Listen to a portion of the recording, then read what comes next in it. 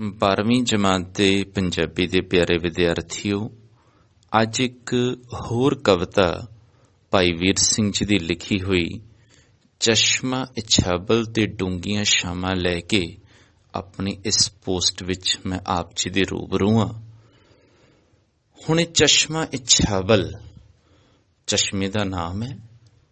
ਜਿਵੇਂ ਸਾਡੇ ਦੇਸ਼ ਦੇ ਵਿੱਚ, ਬਲਕਿ ਬਾਹਰਲੇ ਮੁਲਕਾਂ ਵਿੱਚ ਵੀ ਅਸੀਂ ਕਹਿ ਸਕਦੇ ਹਾਂ ਕਿ ਪ੍ਰਕਿਰਤੀ ਦੇ ਜਿੰਨੇ ਵੀ ਸੋਮੇ ਹੁੰਦੇ ਆ, ਉਹਨਾਂ ਸਾਰਿਆਂ ਦੇ ਕਿਤੇ ਨਾ ਕਿਤੇ ਅਸੀਂ ਆਪਣੇ ਨਾਂ ਰੱਖੇ ਹੁੰਦੇ ਆ। ਜਿਵੇਂ ਹਿੰਦੁਸਤਾਨ ਵਿੱਚ ਵਗਣ ਵਾਲੀ ਨਦੀਆਂ ਦੇ ਨਾਂ ਨੇ, ਗੰਗਾ ਹੈ, ਯਮੁਨਾ ਹੈ, ਗੋਦਾਵਰੀ ਹੈ।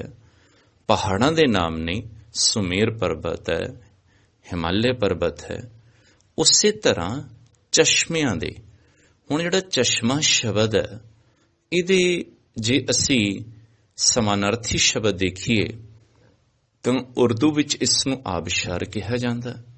ਇੱਕ ਨਾਮ ਇਹਦਾ ਝਰਨਾ ਵੀ ਹੈ। ਗੁਰਬਾਣੀ ਵਿੱਚ ਇਹਦੇ ਲਈ ਨੀਚਰ ਸ਼ਬਦ ਦੀ ਵਰਤੋਂ ਵੀ ਕੀਤੀ ਗਈ ਹੈ। ਪਹਾੜਾਂ 'ਚ ਅਸੀਂ ਦੇਖਦੇ ਹਾਂ, ਜਦੋਂ ਸੂਰਜ ਦੀ ਧੁੱਪ ਪੈਣ ਦੇ ਨਾਲ ਬਰਫ਼ ਪਿਘਲਦੀ ਹੈ ਤੇ ਉੱਪਰੋਂ ਇੱਕ ਆਕਾਰ ਲੈ ਲੈਂਦੀ ਹੈ ਤਾਂ ਉਹ ਜਿਹੜਾ ਵਗਦਾ ਹੋਇਆ ਝਰਨਾ ਹੈ, ਉਹ ਹਰ ਕਿਸੇ ਨੂੰ ਪ੍ਰਭਾਵਿਤ ਕਰਦਾ, ਆਪਣੇ ਵੱਲ ਖਿੱਚ ਪਾਉਂਦਾ। ਇਹੋ ਜਿਹੇ ਬਹੁਤ ਸਾਰੇ ਝਰਨਿਆਂ ਨੂੰ ਦੇਖਣ ਵਾਸਤੇ ਦੇਸਾਂ ਤੋਂ, ਪ੍ਰਦੇਸਾਂ ਤੋਂ ਸੈਲਾਨੀ ਜਿਹੜੇ ਹੈ ਉਹ ਖਾਸ ਤੌਰ ਤੇ ਉਹਨਾਂ ਇਲਾਕਿਆਂ ਵਿੱਚ ਜਾਂਦੇ ਹੈ ਜਿੱਥੇ ਇਹੋ ਜਿਹੇ ਝਰਨੇ ਵਗਦੇ ਹੈ। ਉਹ ਝਰਨਾ ਭਾਵੇਂ ਮਨਸੂਰੀ ਦਾ ਕੋਈ ਕੈਂਪਟੀ ਫਾਲ ਹੋਵੇ ਜਾਂ ਫਿਰ ਜੰਮੂ ਕਸ਼ਮੀਰ ਵਿੱਚ ਅਨੰਤਨਾਗ ਤੋਂ ਕੁਝ ਕੁ ਕਿਲੋਮੀਟਰ ਦੀ ਦੂਰੀ ਤੇ ਵਗਣ ਵਾਲਾ ਚਸ਼ਮਾ ਇਛਾਬਲ। ਹੁਣ ਜਿਹੜਾ ਸਾਡਾ ਇਹ ਕਸ਼ਮੀਰ ਆ, ਇਹਨੂੰ ਭਾਈ ਵੀਰ ਸਿੰਘ ਜੀ ਨੇ ਆਪਣੇ ਹੀ ਸ਼ਬਦਾਂ ਵਿੱਚ ਟੁਕੜੀ ਜਗ ਤੋਂ ਨਿਆਰੀ ਕਿਹਾ।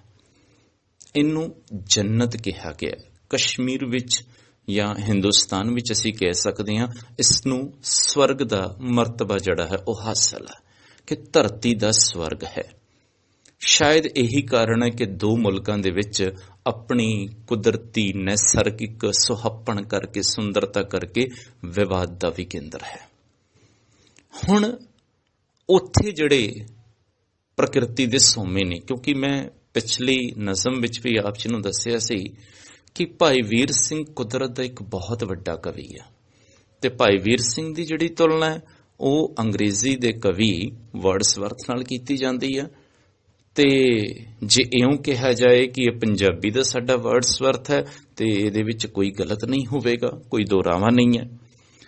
ਅਸੀਂ ਇਹਦੀ ਇੱਕ ਨਜ਼ਮ, ਜਿਸ ਤਰ੍ਹਾਂ ਗੁਰਬਾਣੀ ਦੇ ਵਿੱਚ ਕਿਹਾ ਗਿਆ, ਬਲਹਾਰੀ ਕੁਦਰਤ ਵਸਿਆ, ਕਿ ਐ ਪਰਮਾਤਮਾ ਤੇਰੇ ਤੋਂ ਮੈਂ ਸਦਕੇ ਜਾਨਾ ਵਾਂ, ਤੂੰ ਕੁਦਰਤ ਵਿੱਚ ਵਸਿਆ ਹੋਇਆ।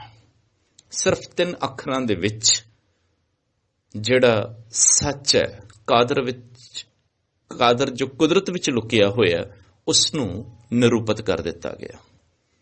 ਹੁਣ ਭਾਈ ਵੀਰ ਸਿੰਘ ਆਪਣੀ ਇੱਕ ਨਜ਼ਮ ਵਿੱਚ ਕਹਿੰਦੇ, ਵੈਰੀ ਨਾਗ ਤੇਰਾ ਪਹਿਲਾ ਝਲਕਾ ਜਦ ਅੱਖੀਆਂ ਵਿੱਚ ਵੱਜਦਾ, ਕੁਦਰਤ ਦੇ ਕਾਦਰ ਦਾ ਜਲਵਾ ਲੈ ਲੈਂਦਾ ਇੱਕ ਸਜਦਾ।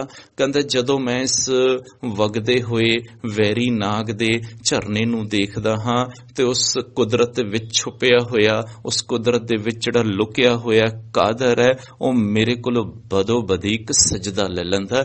ਆਪਣੇ ਆਪ ਮੇਰੇ ਹੱਥ ਜਿਹੜੇ ਹਨ ਜੁੜ ਜਾਂਦੇ ਹੈ, ਮੇਰਾ ਮਸਤਕ ਜਿਹੜਾ ਹੈ ਉਹ ਨਿਉ ਜਾਂਦਾ ਹੈ ਕਾਦਰ ਦੀ ਇਸ ਕੁਦਰਤ ਦੇ ਅੱਗੇ। ਹੁਣ ਅੱਜ ਜਿਹੜੀ ਉਹ ਗੱਲ ਕਰ ਰਹੇ ਹੈ, ਕਿਉਂਕਿ ਉਹ ਕੁਦਰਤ ਦੀ ਹਰ ਚੀਜ਼ ਤੋਂ ਮੁਤਾਸਰ ਹੁੰਦੇ ਹੈ, ਚਾਹੇ ਉਹ ਬਨਫਸ਼ੇ ਦਾ ਫੁੱਲ ਹੈ, ਚਾਹੇ ਉਹ ਚਸ਼ਮਾ ਇਛਾਬਲ ਹੈ। ਕਿਉਂਕਿ ਗੱਲਾਂ ਤਾਂ ਹੋਰ ਵੀ ਕੀਤੀ ਜਾ ਸਕਦੀਆਂ, ਪਰ ਮੈਂ ਆਪਣੇ ਦਾਇਰੇ ਵਿੱਚ ਰਹਿਣਾ, ਕਿਉਂਕਿ ਤੁਹਾਨੂੰ ਅੱਜ ਇਹ ਨਜ਼ਮ ਅਸੀਂ ਸਮਝਾਉਣ ਦੀ ਕੋਸ਼ਿਸ਼ ਕਰਨੀ ਹੈ ਤੇ ਇਸੇ ਨਜ਼ਮ ਤੇ ਕੇਂਦਰਿਤ ਹੋ ਕੇ ਸਭ ਤੋਂ ਪਹਿਲਾਂ ਇਸ ਨਜ਼ਮ ਦਾ ਅਸੀਂ ਮੂਲ ਪਾਠ ਕਰਦੇ ਹਾਂ ਕਿ ਇਹ ਨਜ਼ਮ ਪੜ੍ਹੀ ਕਿੱਦਾਂ ਜਾਏਗੀ, ਇਹਦਾ ਉਚਾਰਨ ਕਿੱਦਾਂ ਹੋਏਗਾ। ਹੁਣ ਇਹ ਜਿਹੜੀ ਨਜ਼ਮ ਹੈ, ਇਹਦੇ 2 ਹਿੱਸੇ ਆ। ਪਹਿਲੇ ਨਜ਼ਮ ਵਿੱਚ ਪ੍ਰਸ਼ਨ ਹੈ, ਦੂਸਰੇ ਹਿੱਸੇ ਵਿੱਚ ਉੱਤਰ ਹੈ। ਪ੍ਰਸ਼ਨ ਕਰਨ ਵਾਲਾ ਕੌਣ ਹੈ ਤੇ ਉੱਤਰ ਦੇਣ ਵਾਲਾ ਕੌਣ ਹੈ? ਪ੍ਰਸ਼ਨ ਕਿਸ ਨੂੰ ਕੀਤਾ ਜਾ ਰਿਹਾ, ਉੱਤਰ ਕਿੱਧਰੋਂ ਆ ਰਿਹਾ? ਪ੍ਰਸ਼ਨ ਜ਼ਾਹਰ ਹੈ ਚਸ਼ਮਾ ਇੱਛਾ ਵੱਲ ਨੂੰ ਕੀਤਾ ਜਾ ਰਿਹਾ। ਹੁਣ ਭਾਈ ਵੀਰ ਸਿੰਘ ਦੀ ਕਵਿਤਾ ਦੀ ਇਹ ਖਾਸੀਅਤ ਹੈ ਕਿ ਇਹਦੇ ਵਿੱਚ ਕੁਦਰਤ ਮਨੁੱਖ ਵਾਂਗ ਬੋਲਦੀ ਹੈ, ਕੁਦਰਤ ਦਾ ਮਾਨਵੀਕਰਨ ਕੀਤਾ ਗਿਆ, ਕੁਦਰਤ ਜਵਾਬ ਦਿੰਦੀ ਹੈ। ਜਿਸ ਤਰ੍ਹਾਂ ਅਸੀਂ ਪੁਰਾਤਨ ਸਮੇਂ ਵਿੱਚ ਜਿਹੜੀਆਂ ਸਾਡੀਆਂ ਪਰੰਪਰਕ ਲੋਕ ਕਥਾਵਾਂ ਸੀ, ਪਸ਼ੂ ਪੰਛੀਆਂ ਦੀਆਂ ਕਹਾਣੀਆਂ, ਹੈ ਤਾਂ ਕੁਦਰਤੀ ਰੂਪ, ਲੇਕਿਨ ਪੰਛੀ ਉੱਥੇ ਬੋਲਦੇ ਆ। ਇਸੇ ਤਰ੍ਹਾਂ ਭਾਈ ਵੀਰ ਸਿੰਘ ਨੇ ਕੁਦਰਤ ਦੇ ਮੂੰਹੋਂ ਅਖਵਾਇਆ, ਕੁਦਰਤ ਦਾ ਮਾਨਵੀਕਰਨ ਕੀਤਾ। ਇਹ ਉਹਨਾਂ ਦੀ ਕਵਿਤਾ ਦੇ ਰੂਪਕ ਪੱਖ ਦਾ ਅਸੀਂ ਕਹਿ ਸਕਦੇ ਹਾਂ ਇੱਕ ਸੁਹੱਪਣ ਹੈ। ਹੁਣ ਚਸ਼ਮੇ ਇੱਛਾ ਵੱਲ ਨੂੰ ਸਵਾਲ ਕੀਤਾ ਜਾ ਰਿਹਾ। ਕੀ ਸਵਾਲ ਕੀਤਾ ਜਾ ਰਿਹਾ? ਫਿਰ ਉਸ ਤੋਂ ਬਾਅਦ ਚਸ਼ਮਾ ਇੱਛਾ ਵੱਲ ਜਵਾਬ ਦਿੰਦਾ। ਉਹ ਕੀ ਜਵਾਬ ਦਿੰਦਾ? ਇਹਨਾਂ ਦੋਨਾਂ ਚੀਜ਼ਾਂ ਨੂੰ ਅਸੀਂ ਦੇਖਦੇ ਹਾਂ। ਪਹਿਲਾਂ ਅਸੀਂ ਕਵਿਤਾ ਦਾ ਪਾਠ ਪੜ੍ਹਦੇ ਹਾਂ। ਸੰਝ ਹੋਈ ਪਰਛਾਵੇਂ ਛੁਪ ਗਏ, ਕਿਉਂ ਇੱਛਾ ਵੱਲ ਤੂੰ ਜਾਰੀ। ਸੰਝ ਹੋਈ ਪਰਛਾਵੇਂ ਛੁਪ ਗਏ, ਕਿਉਂ ਇੱਛਾ ਵੱਲ ਤੂੰ ਜਾਰੀ। ਨੈ ਸਰੋਧ ਕਰ ਰਹੀ ਉਵੇਂ ਹੀ, ਤੇ ਟੁਰਨੋਂ ਵੀ ਨੈ ਹਾਰੀ। ਸੈਲਾਨੀ ਤੇ ਪੰਛੀ ਮਾਲੀ ਹਨ ਸਭ ਆਰਾਮ ਵਿੱਚ ਆਏ, ਸਹਿਮ ਸਵਾਦਲਾ ਛਾਰਿਆ ਸਾਰੇ, ਤੇ ਕੁਦਰਤ ਟਿਕ ਗਈ ਸਾਰੀ। ਹੁਣ ਚਸ਼ਮਾ ਇੱਛਾ ਵੱਲ ਜਵਾਬ ਦਿੰਦਾ। ਸੀਨੇ ਖਿੱਚ ਜਿਨ੍ਹਾਂ ਨੇ ਖਾਧੀ, ਉਹ ਕਰ ਆਰਾਮ ਨਹੀਂ ਬਹਿੰਦੇ। ਸੀਨੇ ਖਿੱਚ ਜਿਨ੍ਹਾਂ ਨੇ ਖਾਧੀ, ਉਹ ਕਰ ਆਰਾਮ ਨਹੀਂ ਬਹਿੰਦੇ। ਨਿਹੋਂ ਵਾਲੇ ਨੈਣਾ ਕੀ ਨੀਂਦਰ, ਉਹ ਦਿਨੇ ਰਾਤ ਪਏ ਵਹਿੰਦੇ। ਨਿਹੋਂ ਵਾਲੇ ਨੈਣਾ ਕੀ ਨੀਂਦਰ, ਉਹ ਦਿਨੇ ਰਾਤ ਪਏ ਵਹਿੰਦੇ। ਇੱਕੋ ਲਗਨ ਲਗੀ ਲਈ ਜਾਂਦੀ ਹੈ ਟੋਰ ਅਨੰਤ ਉਹਨਾਂ ਦੀ। ਇੱਕੋ ਲਗਨ ਲੱਗੀ ਲਈ ਜਾਂਦੀ ਹੈ ਟੋਰ ਅਨੰਤ ਉਹਨਾਂ ਦੀ। ਵਸਲੋਂ ਉਰੇ ਮੁਕਾਮ ਨਾ ਕੋਈ, ਸੋ ਚਾਲ ਪਏ ਨਿਤ ਰਹਿੰਦੇ। ਵਸਲੋਂ ਉਰੇ ਮੁਕਾਮ ਨਾ ਕੋਈ, ਸੋ ਚਾਲ ਪਏ ਨਿਤ ਰਹਿੰਦੇ। ਆ ਨਜ਼ਮ ਦਾ, ਕਿਉਂਕਿ ਨਜ਼ਮ ਬਹੁਤ ਛੋਟੀ ਜੀ ਹੈ, ਲੇਕਿਨ ਆਕਾਰ ਦੇ ਪੱਖੋਂ ਇਹ ਜਿੰਨੀ ਛੋਟੀ ਹੈ, ਵਿਸਥਾਰ ਦੇ ਪੱਖੋਂ ਜੇ ਦੇਖੀਏ ਤਾਂ ਇਹ ਉਨੀ ਹੀ ਵੱਡੀ ਹੈ। ਲੇਕਿਨ ਅਸੀਂ ਸ਼ਬਦਾਂ ਦੀ ਆਪਣੀ ਇੱਕ ਸੀਮਾ ਦੇ ਵਿੱਚ ਇਸ ਨੂੰ ਸਮਝਣ ਦਾ ਨਿੱਕਾ ਜਿਹਾ ਆਹਰ ਕਰਾਂਗੇ। ਚਸ਼ਮਾ ਇੱਛਾ ਵੱਲ ਤੇ ਡੂੰਘੀਆਂ ਛਾਵਾਂ, ਜਿਹੜਾ ਇਹਦਾ ਸਿਰਲੇਖ ਹੈ, ਕਹਿੰਦੇ ਕਿ ਚਸ਼ਮਾ ਵਗ ਰਿਹਾ, ਝਰਨਾ ਵਗ ਰਿਹਾ, ਤੇ ਸ਼ਾਮ ਹੋ ਰਹੀ ਹੈ। ਤੇ ਸ਼ਾਮ ਵੀ ਕਿਹੜੀ? ਡੂੰਗੀ ਸ਼ਾਮ। ਡੂੰਗੀ ਸ਼ਾਮ ਦਾ ਮਤਲਬ ਕੀ ਹੋਇਆ? ਜਦੋਂ ਸੂਰਜ ਅਸਤ ਹੋ ਰਿਹਾ, ਜਦੋਂ ਦਿਨ ਹਨੇਰੇ ਵਿੱਚ ਤਬਦੀਲ ਹੋ ਰਿਹਾ, ਜਦੋਂ ਦਿਨ ਢਲ ਰਿਹਾ ਤੇ ਢਲਣ ਦੀ ਉਸ ਅਵਸਥਾ ਤੇ ਖਲੋਤਾ, ਉਸ ਬਿੰਦੂ ਤੇ ਖਲੋਤਾ, ਉਸ ਮੁਕਾਮ ਤੇ ਖਲੋਤਾ ਜਿੱਥੇ ਪਲਾਂ ਛਿਣਾਂ ਵਿੱਚ ਹੀ ਹਨੇਰਾ ਹੋ ਜਾਣਾ। ਇਹ ਕਾਮ ਦੀ ਗੱਲ ਹੈ। ਜਦੋਂ ਵੀ ਕਿਤੇ ਹਨੇਰਾ ਹੋਣ ਲੱਗਦਾ, ਸਾਨੂੰ ਆਪਣਾ ਘਰ, ਆਪਣਾ ਆਲਣਾ ਚੇਤੇ ਆਉਣਾ ਸ਼ੁਰੂ ਹੋ ਜਾਂਦਾ। ਤੇ ਜੇ ਅਸੀਂ ਪ੍ਰਦੇਸ਼ ਵਿੱਚ ਹੋਈਏ ਤਾਂ ਇਹ ਗੱਲ ਹੋਰ ਵੀ ਸਾਡੇ ਲਈ ਚਿੰਤਾ ਦਾ, ਫਿਕਰ ਦਾ ਬਾਇਸ ਬਣਦੀ ਹੈ। ਅਸੀਂ ਦੇਖਦੇ ਹਾਂ ਜਦੋਂ ਸ਼ਾਮ ਹੁੰਦੀ ਹੈ, ਪੰਛੀ ਆਪਣੇ ਆਲਣਿਆਂ ਵੱਲ ਮੁੜ ਪੈਂਦੇ ਆ।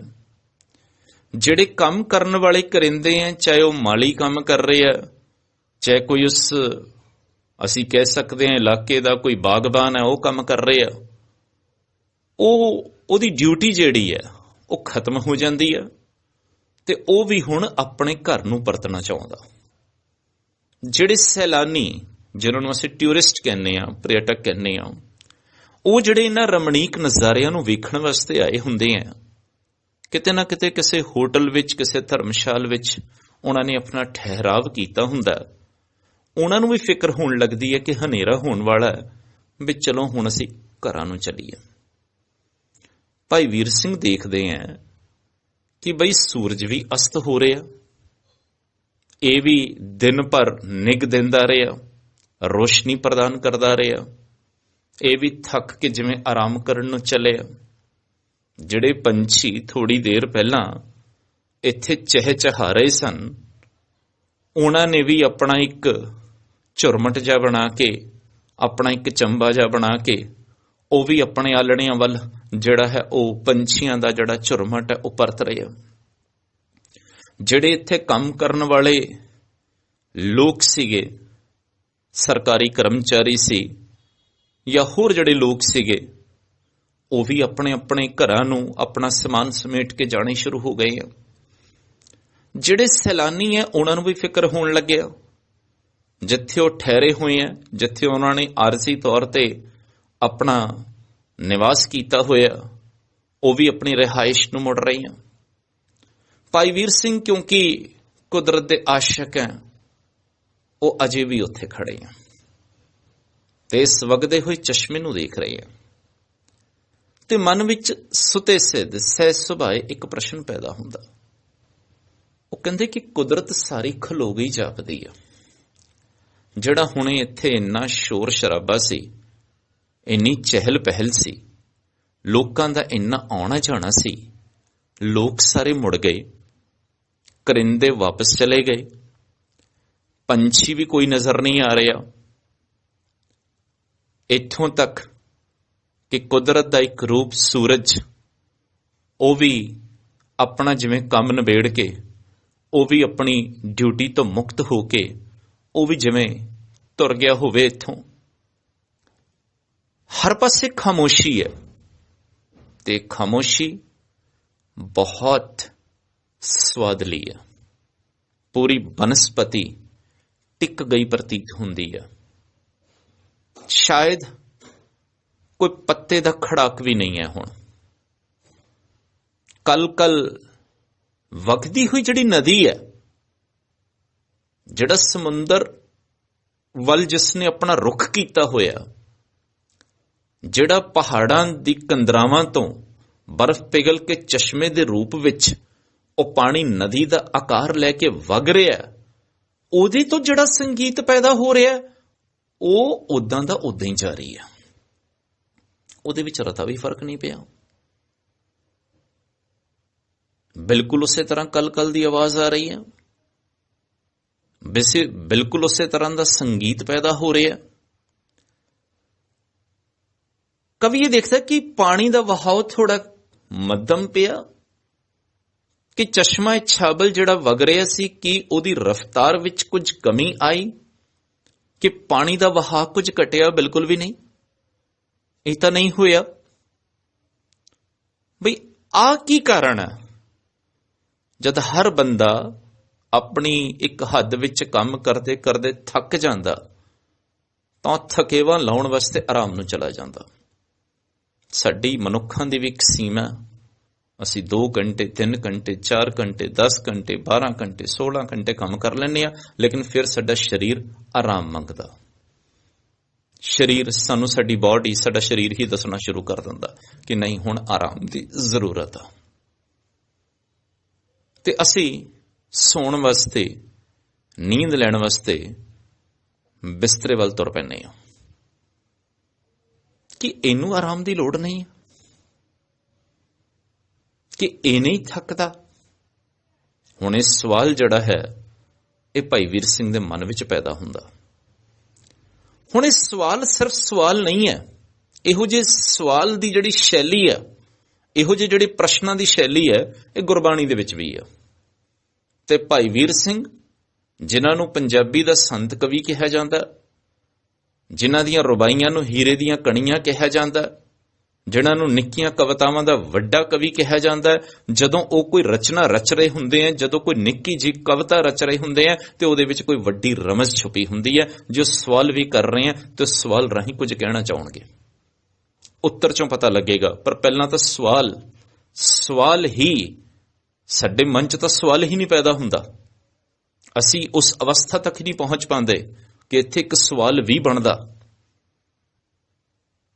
ਤੇ ਜਿਹੜਾ ਬਣਦਾ ਸਵਾਲ ਹੈ ਭਾਈ ਵੀਰ ਸਿੰਘ ਦਾ, ਉਹ ਕਹਿੰਦੇ ਆ, ਚਸ਼ਮੇ ਛਾਬਲ ਨੂੰ ਮੁਖਾਤਬ ਹੋ ਕੇ ਸਾਂਝ ਹੋਈ, ਸਾਂਝ ਹੋ ਗਈ, ਪਰਛਾਵੇਂ ਛੁਪ ਗਏ। ਸੂਰਜ ਦੇ ਕਰਕੇ ਜਿਹੜੇ ਪਰਛਾਵੇਂ ਸੀਗੇ, ਉਹ ਹੁਣ ਪਰਛਾਵੇਂ ਵੀ ਨਜ਼ਰ ਨਹੀਂ ਆ ਰਹੇ, ਕਿਉਂਕਿ ਸੂਰਜ ਇੱਥੋਂ ਚਲਾ ਗਿਆ। ਹੁਣ ਰੁੱਖਾਂ ਦੇ ਪਰਛਾਵੇਂ ਨਜ਼ਰ ਆ ਰਹੇ ਹੋਣਗੇ, ਪਰ ਹਨੇਰਾ ਪੈਣ ਕਰਕੇ ਉਹ ਪਰਛਾਵੇਂ ਗਾਇਬ ਹੋ ਚੁੱਕੇ ਹਨ, ਹਨੇਰੇ ਵਿੱਚ ਇੱਕਮਿਕ ਹੋ ਚੁੱਕੇ ਹਨ। ਕਿਉਂ? ਇੱਛਾ ਬਲ ਤੋਂ ਜਾਰੀ। ਇਹ ਇੱਛਾ ਬਲ ਚਸ਼ਮੇ ਤੂੰ ਜਾਰੀ ਕਿਉਂ ਹੈ? ਤੂੰ ਅਜੇ ਵੀ ਵਗ ਰਹੇ ਆ, ਲਗਾਤਾਰ ਵਗ ਰਹੇ ਆ। ਨੈ ਸਰੋਧ ਕਰ ਰਹੀ ਉਵੇਂ ਹੀ, ਨੈ ਨਦੀ ਨੂੰ ਕਿਹਾ ਜਾਂਦਾ। ਇਸ ਪਾਣੀ ਦੇ ਇਕੱਠ ਨੇ ਜਦੋਂ ਨਦੀ ਦਾ ਰੂਪ ਧਾਰ ਲਿਆ, ਉਹਦੇ ਵਗਣ ਦੇ ਨਾਲ ਜਿਹੜੇ ਕਲ ਕਲ ਦੀ ਆਵਾਜ਼ ਪੈਦਾ ਹੋ ਰਹੀ ਹੈ, ਉਹ ਜਿਹੜੀ ਸਰੋਧ ਪੈਦਾ ਹੋ ਰਹੀ ਹੈ, ਜਿਹੜਾ ਇੱਕ ਸੰਗੀਤ ਪੈਦਾ ਹੋ ਰਿਹਾ ਹੈ, ਜਿਹਦਾ ਕੋਈ ਮੁੱਲ ਨਹੀਂ ਹੈ, ਜਿਹੜਾ ਅਮੁੱਲ ਹੈ, ਉਹ ਉਦਾਂ ਦਾ ਉਦਾਂ ਹੀ ਬਰਕਰਾਰ ਹੈ। ਉਹਦੇ ਵਿੱਚ ਤਾਂ ਰਤਾ ਵੀ ਫਰਕ ਨਹੀਂ ਪਿਆ, ਬਲਕਿ ਪਹਿਲਾਂ ਨਾਲੋਂ ਵੀ ਜ਼ਿਆਦਾ ਤੀਬਰ ਹੋ ਗਿਆ। ਹੁਣ ਇਹ ਗੱਲ ਤੁਹਾਨੂੰ ਅਚੰਭਿਤ ਕਰ ਸਕਦੀ ਵੀ ਤੀਬਰ ਕਿੱਦਾਂ ਹੋ ਗਿਆ, ਕਿ ਪਾਣੀ ਦਾ ਵਹਾਅ ਜ਼ਿਆਦਾ ਹੋ ਗਿਆ? ਨਹੀਂ, ਏਦਾਂ ਨਹੀਂ ਹੋਇਆ। ਪਾਣੀ ਦਾ ਵਹਾਅ ਨਹੀਂ ਜ਼ਿਆਦਾ ਹੋਇਆ, ਪਾਣੀ ਤਾਂ ਉਹਨਾਂ ਦਾ ਓਨਾ ਹੀ ਵਗ ਰਿਹਾ ਹੈ, ਪਰ ਕਿਉਂਕਿ ਹੁਣ ਚਹਿਲ ਪਹਿਲ ਨਹੀਂ ਹੈ, ਹੁਣ ਸ਼ੋਰ ਸ਼ਰਾਬਾ ਨਹੀਂ ਹੈ, ਇਸ ਕਰਕੇ ਉਹਦੀ ਆਵਾਜ਼ ਜਿਹੜੀ ਹੈ ਹੁਣ ਸਾਨੂੰ ਹੋਰ ਵੀ ਜ਼ਿਆਦਾ ਸਪਸ਼ਟ ਸੁਣਾਈ ਦਿੰਦੀ ਹੈ। ਜਦੋਂ ਚਹਿਲ ਪਹਿਲ ਨਾ ਹੋਵੇ, ਜਦੋਂ ਸ਼ੋਰ ਨਾ ਹੋਵੇ, ਤਾਂ ਦੂਰ ਦੀ ਆਵਾਜ਼ ਵੀ ਜਿਹੜੀ ਹੈ ਉਹ ਚੰਗੀ ਤਰ੍ਹਾਂ ਅਸੀਂ ਸੁਣ ਸਕਦੇ ਹਾਂ। ਹੁਣ ਭਾਈ ਵੀਰ ਸਿੰਘ ਕਹਿੰਦੇ ਆ, ਨੈ ਸਰੋਧ ਕਰ ਰਹੀ ਉਵੇਂ ਹੀ। ਹੁਣ ਆ ਸਰੋਧ, ਆ ਸੰਗੀਤ ਉਦਾਂ ਦਾ ਉਦਾਂ ਹੀ ਹੈ ਜਿੱਦਾਂ ਦਿਨ ਵੇਲੇ ਸੀਗਾ। ਹੁਣ ਸਾਂਝ ਹੋ ਗਈ ਹੈ, ਇਸ ਸਰੋਧ ਨੂੰ ਹੋਰ ਵੀ ਸਪਸ਼ਟ ਰੂਪ ਵਿੱਚ ਸੁਣਿਆ ਜਾ ਸਕਦਾ ਹੈ। ਤੇ ਟੁਰਨੋਂ ਵੀ ਨਾ ਹੈ ਰਹੀ, ਤੇ ਨਦੀ ਇਹਦੀ ਰਫ਼ਤਾਰ ਜਿਹੜੀ ਹੈ ਉਹ ਬਿਲਕੁਲ ਵੀ ਮੱਧਮ ਨਹੀਂ ਪਈ। ਟੁਰਨੋਂ ਥਕੀ ਨਹੀਂ, ਟੁਰਨੋਂ ਹਾਰੀ ਨਹੀਂ। ਸੈਲਾਨੀ ਤੇ ਪੰਛੀ ਮਾਲੀ ਹਨ ਸਭ ਆਰਾਮ ਵਿੱਚ ਆਏ। ਕੀ ਮਨੁੱਖ, ਕੀ ਪੰਛੀ, ਕੀ ਬਾਹਰੋਂ ਆਉਣ ਵਾਲੇ ਸੈਲਾਨੀ ਪਰਯਟਕ, ਇੱਥੋਂ ਤੱਕ ਕਿ ਕੁਦਰਤ ਦਾ ਜਿਹੜਾ ਇੱਕ ਬਹੁਤ ਵੱਡਾ ਸਾਡੇ ਕੋਲ ਰੂਪ ਹੈ, ਬਹੁਤ ਵੱਡੀ ਤਾਕਤ ਹੈ, ਸੂਰਜ, ਉਹ ਵੀ ਇੱਥੋਂ ਅਸਤ ਹੋ ਚੁੱਕਾ, ਜਿਵੇਂ ਉਹ ਆਰਾਮ ਕਰਨ ਲਈ ਟੁਰ ਪਿਆ ਹੋਵੇ। ਇੱਕ ਕਲਪਨਾ ਹੈ, ਹਾਲਾਂਕਿ ਸੂਰਜ ਕਦੇ ਆਰਾਮ ਨਹੀਂ ਕਰਦਾ, ਇੱਕ ਪਾਸਿਓਂ ਛੁਪਦਾ, ਦੂਜੇ ਪਾਸੇ ਉਗਮ ਪੈਂਦਾ। ਸੈਲਾਨੀ ਤੇ ਪੰਛੀ ਮਾਲੀ, ਪਰ ਜਿਹੜੇ ਮਾਲੀ ਹੈ, ਜਿਹੜੇ ਪੰਛੀ ਹੈ, ਜਿਹੜੇ ਸੈਲਾਨੀ ਹੈ, ਉਹ ਤਾਂ ਆਰਾਮ ਕਰਨ ਲਈ ਚਲੇ ਗਏ ਨਾ। ਪੰਛੀ ਆਪਣੇ ਆਲਣਿਆਂ ਵੱਲ ਮੁੜ ਗਏ ਤੇ ਮਾਲੀ ਤੇ ਸੈਲਾਨੀ ਆਪਣੇ ਆਪਣੇ ਘਰਾਂ ਨੂੰ ਮੁੜ ਗਏ। ਸਹਿਮ ਸਵਾਦਲਾ ਛਾਰਿਆ ਸਾਰੇ, ਹਰ ਪਾਸੇ ਇੱਕ ਖਾਮੋਸ਼ੀ ਹੈ, ਹਰ ਪਾਸੇ ਇੱਕ ਸਹਿਮ ਹੈ। ਜਿਵੇਂ ਚਹਿਲ ਪਹਿਲ, ਰੌਣਕ ਡਰ ਨੂੰ ਘਟਾਉਂਦੀ ਹੈ, ਪਰ ਜਦੋਂ ਰੌਣਕ ਨਹੀਂ ਰਹਿੰਦੀ, ਜਦੋਂ ਖਾਮੋਸ਼ੀ ਬਹੁਤ ਜ਼ਿਆਦਾ ਹੋ ਜਾਂਦੀ ਹੈ, ਜਦੋਂ ਕੋਈ ਬੰਦਾ ਕਿਤੇ ਇਕੱਲਾ ਹੋਵੇ, ਉਹਨੂੰ ਦੂਰ ਦੂਰ ਤੱਕ ਕੋਈ ਨਜ਼ਰ ਨਾ ਆਉਂਦਾ ਹੋਵੇ, ਤਾਂ ਉਹਦੇ ਮਨ 'ਚ ਇੱਕ ਸਹਿਮ ਵੀ ਪੈਦਾ ਹੁੰਦਾ। ਲੇਕਿਨ ਇਹ ਸਹਿਮ ਜਿਹੜਾ ਹੈ, ਇਹ ਡਰਾਉਣ ਵਾਲਾ ਨਹੀਂ ਹੈ। ਇਹ ਸਹਿਮ ਇੱਕ ਵਿਸਮਾਦ ਪੈਦਾ ਕਰਨ ਵਾਲਾ। ਇਹ ਸਹਿਮ ਉਦਾਂ ਦਾ ਜਿਹਦੇ ਵਿੱਚ ਬੰਦਾ ਆਪਣੇ ਆਪ ਨੂੰ ਸੁਣ ਸਕਦਾ, ਆਪਣੇ ਆਪ ਨਾਲ ਗੱਲ ਕਰ ਸਕਦਾ ਹੈ, ਆਪਣੇ ਆਪ ਨਾਲ ਬੋਲ ਸਕਦਾ ਹੈ, ਆਪਣੇ ਆਪ ਇਸ ਬਨਸਪਤੀ ਦੀ ਖਾਮੋਸ਼ੀ ਨੂੰ ਦੇਖ ਸਕਦਾ ਹੈ, ਇਹਦੀ ਕਲਕਲ ਦੀ ਆਵਾਜ਼ ਨੂੰ ਸੁਣ ਸਕਦਾ। ਇਹਨੂੰ ਸ਼ਬਦਾਂ ਵਿੱਚ ਨਹੀਂ ਬਣਿਆ ਜਾ ਸਕਦਾ ਕਿ ਅਵਸਥਾ ਕਿਹੋ ਜਿਹੀ ਹੋਏਗੀ।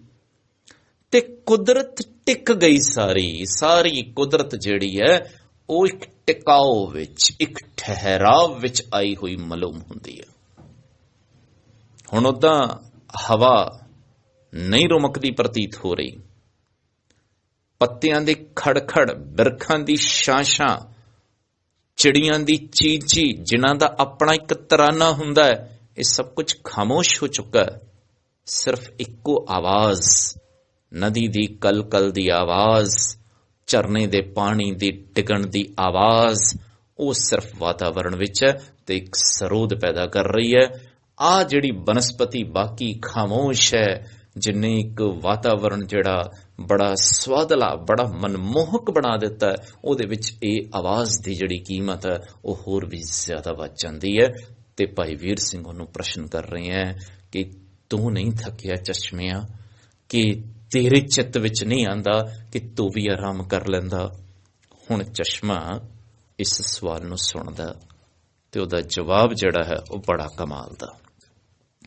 ਜਦ ਪ੍ਰਸ਼ਨ ਕਮਾਲ ਦਾ ਹੋਵੇ ਤੇ ਜਵਾਬ ਜਦੋਂ ਓਨੇ ਹੀ ਕਮਾਲ ਦਾ ਮਿਲੇ ਤਾਂ ਗੱਲ ਬਣ ਜਾਂਦੀ ਹੈ। ਇਹ ਪ੍ਰਸ਼ਨੋਤਰੀ ਸ਼ੈਲੀ ਜਿਹੜੀ ਹੈ, ਇਹ ਸਵਾਲੀਆ ਜਵਾਬੀਆ ਵਾਲੀ ਜਿਹੜੀ ਸ਼ੈਲੀ ਹੈ, ਇਹ ਗੁਰਬਾਣੀ ਵਿੱਚ ਬਹੁਤ ਵਰਤੀ ਗਈ ਹੈ। ਇੱਕ ਸ਼ਲੋਕ ਵਿੱਚ ਸਵਾਲ ਕੀਤਾ ਹੁੰਦਾ, ਦੂਜੇ ਸ਼ਲੋਕ ਵਿੱਚ ਉਹਦੇ ਜਵਾਬ ਮਿਲਦੇ ਆ ਸਾਨੂੰ। ਜਿਵੇਂ ਅਸੀਂ ਦੇਖਦੇ ਹਾਂ, ਬਹੁਤ ਸਾਰੇ ਇਦਾਂ ਦੇ ਉਦਾਹਰਣ ਦਿੱਤੇ ਜਾ ਸਕਦੇ ਆ। ਫਿਲਹਾਲ ਮੈਂ ਜਿਹੜਾ ਚਸ਼ਮੇ ਛਾਬਲ ਦਾ ਉੱਤਰ ਹੈ ਉਹ ਆਪ ਜੀ ਨਾਲ ਸ਼ੇਅਰ ਕਰਨਾ ਚਾਹਾਂਗਾ।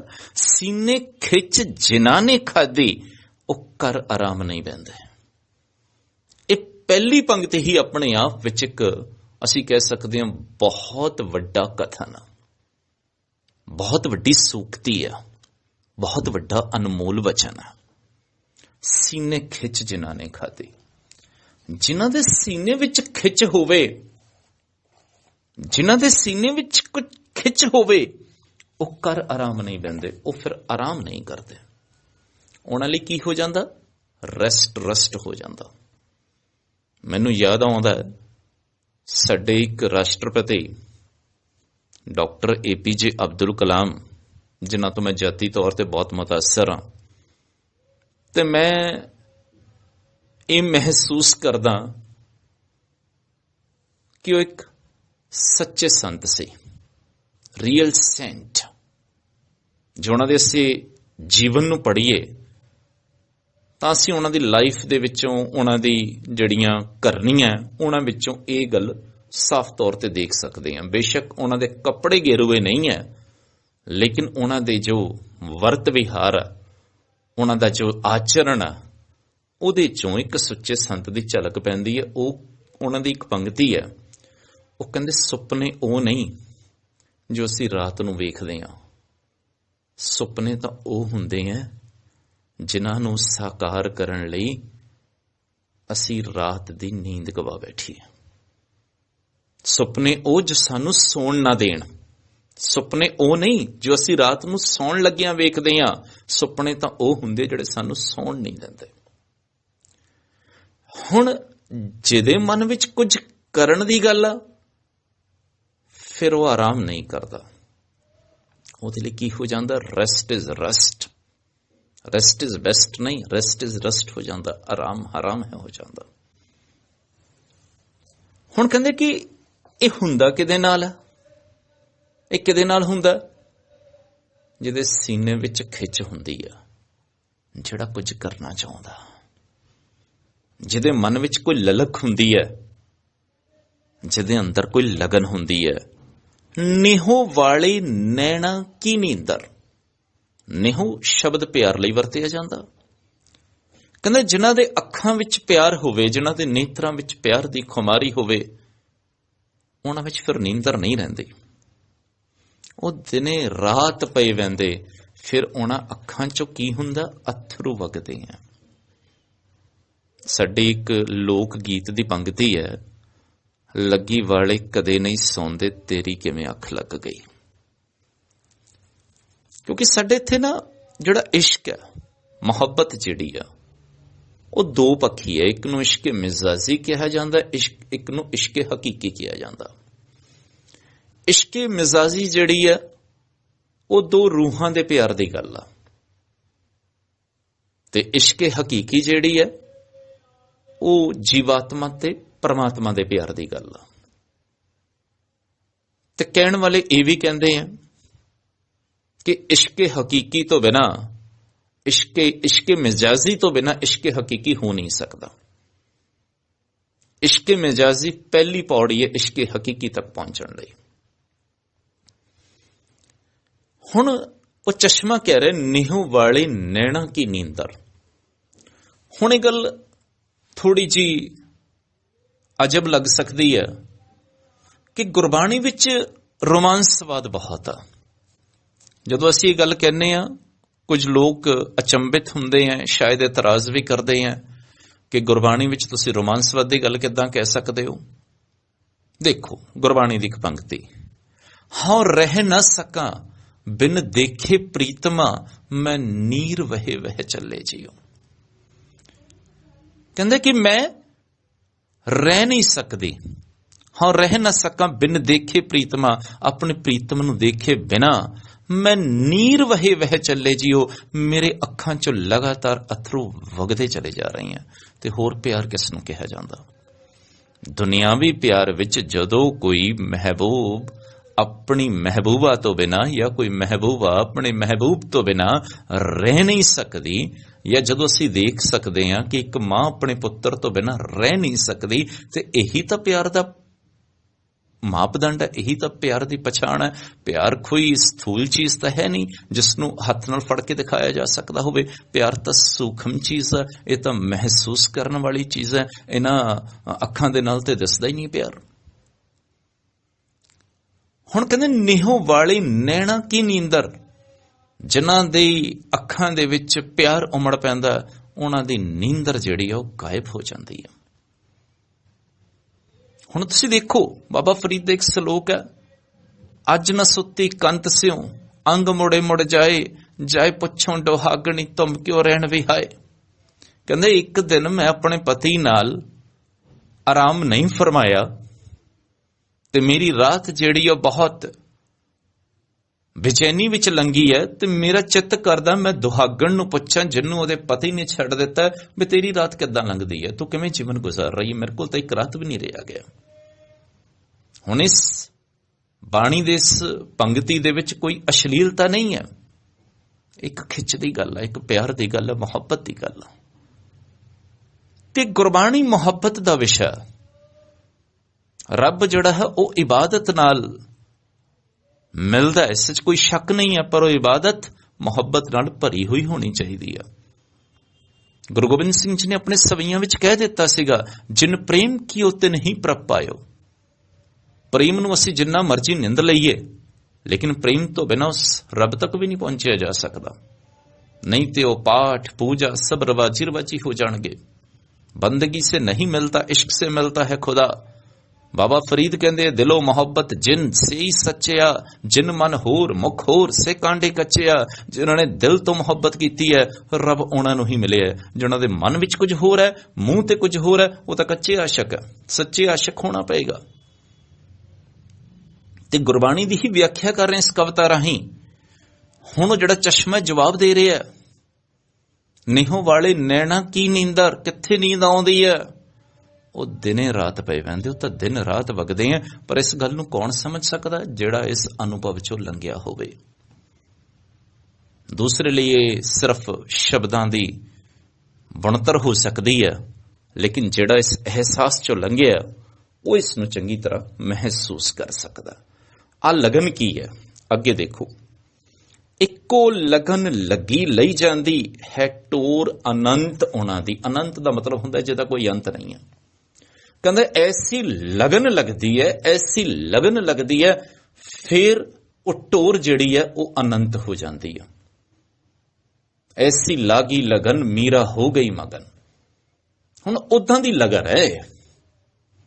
ਹੁਣ ਇਸ ਲਗਨ ਨੂੰ ਅਸੀਂ ਇੱਕ ਦੁਨਿਆਵੀ ਉਦਾਹਰਣ ਰਾਹੀਂ ਸਮਝਣ ਦਾ ਯਤਨ ਕਰਦੇ ਹਾਂ। ਕਹਿੰਦੇ ਆ ਕਿ ਐਲਬਰਟ ਆਇਨਸਟਾਈਨ ਆਪਣੀ ਪ੍ਰਯੋਗਸ਼ਾਲਾ ਵਿੱਚ ਪ੍ਰਯੋਗ ਕਰਿਆ ਕਰਦੇ ਸੀਗੇ, ਤੇ ਇੱਕ ਰੋਜ਼ ਉਹਨਾਂ ਦੀ ਪਤਨੀ ਕਹਿਣ ਲੱਗੀ, ਬੇਟਾ ਕੰਮ ਕਰਦੇ ਹੋ, ਹਮੇਸ਼ਾ ਖੋਜ ਵਿੱਚ ਲੱਗੇ ਰਹਿੰਦੇ ਹੋ, ਕਿਸੇ ਰੋਜ਼ ਤਾਂ ਆਰਾਮ ਕਰ ਲਿਆ ਕਰੋ।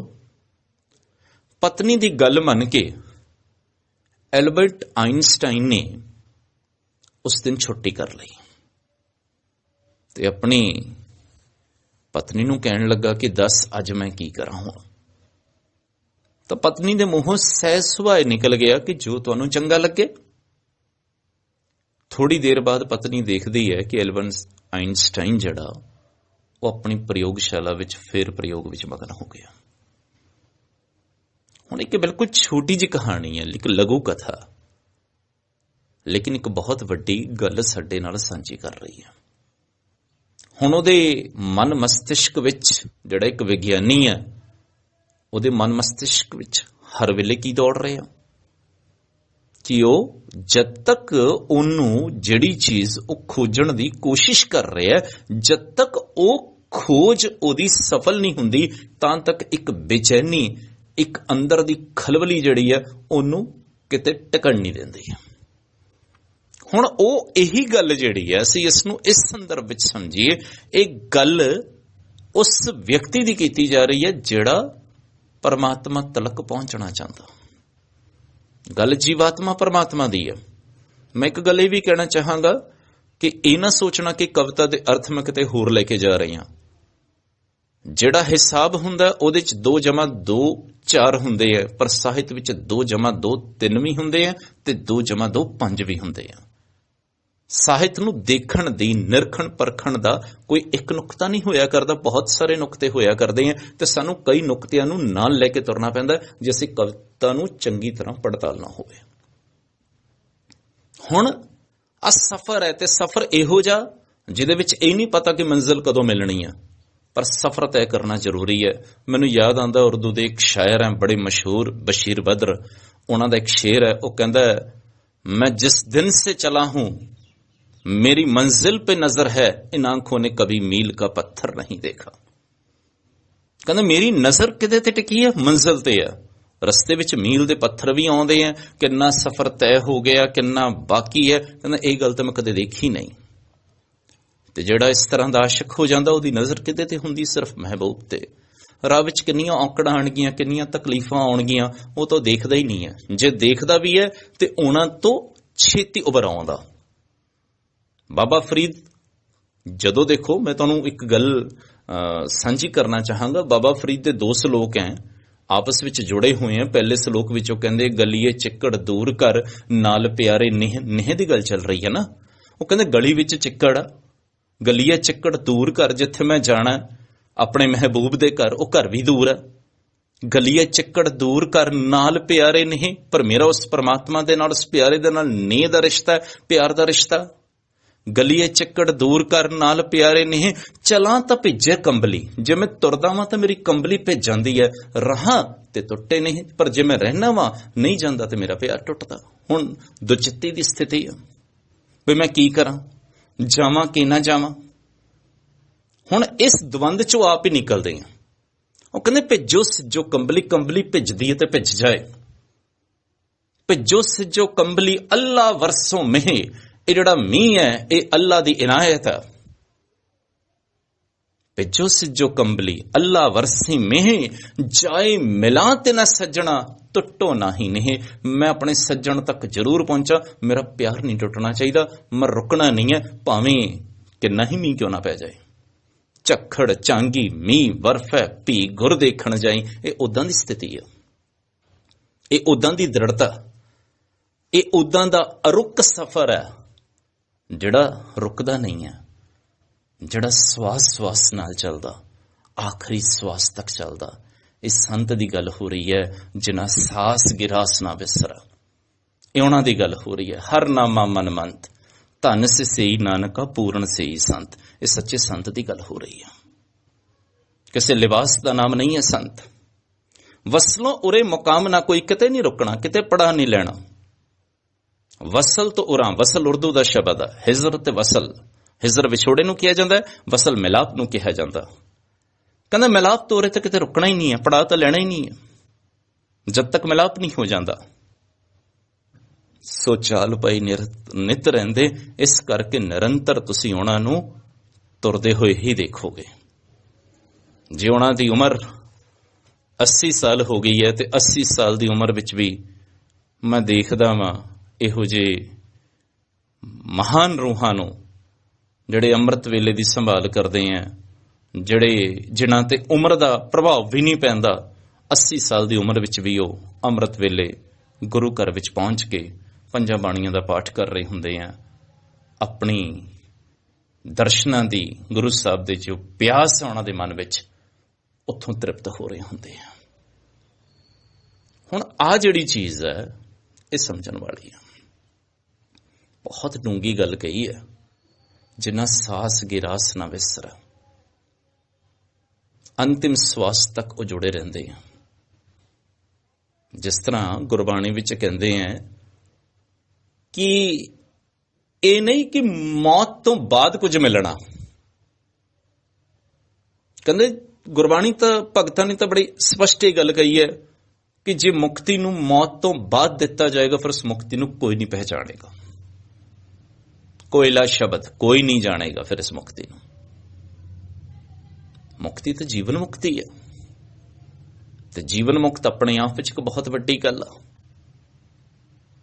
ਕੌਣ ਜੀਵਨ ਮੁਕਤ ਹੈ? ਜੋ ਸੰਸਾਰਿਕ ਖਾਹਿਸ਼ਾਂ ਤੋਂ ਮੁਕਤ ਆ, ਜੋ ਚਿੱਕੜ ਵਿੱਚ ਰਹਿੰਦੇ ਹੋਏ ਕਮਲ ਦੇ ਫੁੱਲ ਵਾਂਗ ਨਿਰਲੇਪ ਆ, ਜੋ ਮੁਰਗਾਬੀ ਦੇ ਵਾਂਗੂ ਇਸ ਸਾਗਰ ਦੇ ਵਿੱਚ ਆਪਣੇ ਖੰਭ ਨਹੀਂ ਭੇਜਣ ਦਿੰਦਾ, ਜਿਹੜਾ ਅੰਦਰੋਂ ਇੰਨਾ ਪੱਕਾ ਹੋ ਜਾਂਦਾ, ਇੰਨਾ ਪੱਕਾ ਹੋ ਜਾਂਦਾ, ਜਿਸ ਤਰ੍ਹਾਂ ਅਸੀਂ ਇੱਕ ਨਾਰੀਅਲ ਨੂੰ ਦੇਖਦੇ ਹਾਂ, ਇੰਨਾ ਜਦੋਂ ਪੱਕ ਜਾਂਦਾ ਤਾਂ ਉਹ ਆਪਣੇ ਖੋਲ ਨੂੰ ਛੱਡ ਦਿੰਦਾ। ਉਸ ਤਰ੍ਹਾਂ ਦੀ ਗੱਲ ਕੀਤੀ ਜਾ ਰਹੀ ਹੈ ਇਸ ਵਿੱਚ। ਬਹੁਤ ਡੂੰਗੀ ਗੱਲ ਆ। ਇਸ ਕਵਿਤਾ ਦੇ ਆਕਾਰ ਤੇ ਨਾ ਜਾਇਓ, ਇਹਦੇ ਵਿਸਥਾਰ ਨੂੰ ਸਮਝਣ ਦੀ ਕੋਸ਼ਿਸ਼ ਕਰਿਓ। ਜੋ ਭਾਈ ਵੀਰ ਸਿੰਘ ਕਹਿਣਾ ਚਾਹ ਰਹੀ ਹੈ ਤੇ ਸਾਡੇ ਅੰਦਰ ਇੱਕ ਬੀਜ ਬੀਣਾ ਚਾਹ ਰਹੀ ਹੈ, ਇੱਕ ਬੀਜ ਬੀਜਣਾ ਚਾਹ ਰਹੀ ਹੈ, ਉਹ ਇਹ ਕਿ ਇਹੋ ਜੀ ਲਗਨ ਸਾਡੇ ਅੰਦਰ ਵੀ ਕਾਸ਼ ਪੈਦਾ ਹੋ ਸਕੇ। ਇਹ ਜਿਹੜੀ ਥੋੜੀ ਜਿਹੀ ਲਗਨ ਆ, ਇਹ ਹਨੇਰੇ ਨੂੰ ਮਿਟਾ ਸਕਦੀ ਹੈ। ਇਹ ਜੋ ਮਾੜੀ ਜਿਹੀ ਲਗਨ ਹੈ, ਮੰਨਿਆ ਕਿ ਇਸ ਦੀ ਬੜੀ ਹੀ ਜਲਨ ਹੈ, ਵੇਖੀ ਇਸ ਨੂੰ ਬੁਝਣ ਨਾ ਦੇਈ, ਕਿਤੇ ਇਹੀ ਕੱਲ ਦਾ ਸਵੇਰਾ ਨਾ ਹੋਵੇ। ਗਿਆਨ ਦਾ ਚਾਨਣ, ਗਿਆਨ ਦਾ ਪ੍ਰਕਾਸ਼ ਜਿਹੜਾ ਉਹ ਉਦੋਂ ਹੀ ਹੁੰਦਾ ਜਦੋਂ ਲਗਨ ਕਾਇਮ ਰਹਿੰਦੀ ਹੈ।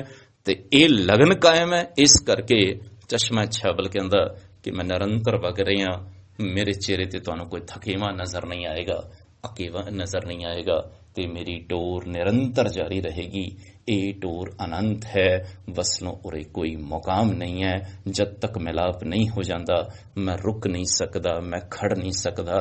ਮੈਂ ਕਰਾਂ ਕਿ ਮੇਰੀਆਂ ਅੱਖਾਂ ਦੇ ਵਿੱਚ ਜਿਹੜੀ ਹੈ ਉਹ ਨਿਹੋ ਦੀ ਜਿਹੜੀ ਖੁਮਾਰੀ ਚੜੀ ਹੋਈ ਹੈ, ਤੇ ਖੁਮਾਰੀ ਹਮੇਸ਼ਾ ਰਹਿੰਦੀ ਹੈ, ਕਿਉਂਕਿ ਇਹ ਖੁਮਾਰੀ ਕਦੇ ਉਤਰਦੀ ਨਹੀਂ। ਅਸੀਂ ਦੇਖਦੇ ਹਾਂ ਬਾਕੀ ਨਸ਼ੇ ਦੁਨੀਆ ਦੇ ਲੈ ਜਾਂਦੇ ਆ, ਪਰ ਜਿਹਨੂੰ ਨਾਮ ਦਾ ਨਸ਼ਾ ਚੜ ਜਾਂਦਾ ਉਹ ਨਸ਼ਾ ਕਦੇ ਨਹੀਂ ਉਤਰਦਾ।